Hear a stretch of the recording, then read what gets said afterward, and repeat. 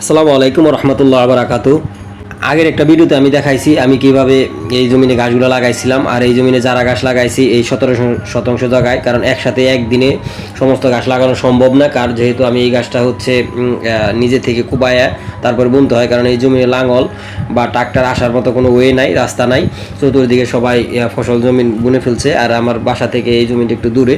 আর দুপুরের কড়া রোদের মধ্যে এই গাছগুলো আমি লাগাচ্ছি, যেহেতু আমার সময় সংকীর্ণ, সময় নাই, বিভিন্ন কাজ কামারের ভিতরে কাজ করতে করতে সময় থাকে না। এই কারণেই আমি এই দুপুরের সময় গাছগুলো লাগাইছি বাধ্য হয়ে। আর এই তো রোদে আমি অনেক হাঁপিয়ে যাচ্ছিলাম, কারণ বাসা থেকে পানি আনার জন্য মনে ছিল না।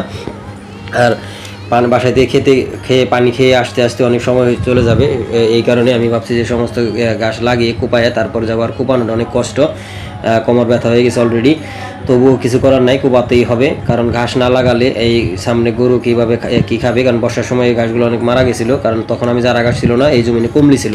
আগের যে ভিডিওগুলো আছে ভিডিওটি একটু দেখে নেবেন, আমি কী কী গাছ চাষ করছিলাম। আর খামারের সমস্ত ভিডিও আমি আপনাদের দেবো, যেটা সত্যতা, কারণ আমি গ্রামের ছেলে, গ্রামেই থাকি। আর এই গাছগুলো এখন যদি এগুলো দেখেন, এগুলো হচ্ছে 15 দিন আগে লাগাইছিলাম। এগুলো পানির অভাবে এই অবস্থা হয়েছে, তবুও আলহামদুলিল্লাহ আমি আল্লাহর কাছে লাখ লাখ শুক্রিয়া যে গাছগুলো হচ্ছে। আর এই জমিনের এক সাইডে হচ্ছে ঘাসে অনেক ফসল কম হয় এবং ঘাসও কম হয়, এই কারণে এই দিকে ছায়া থাকে। আর আমি এতটাই ক্লান্ত হয়ে গেছি, আমি শেষ পর্যন্ত ঘাসের জমিনে শুয়েই পড়ছি।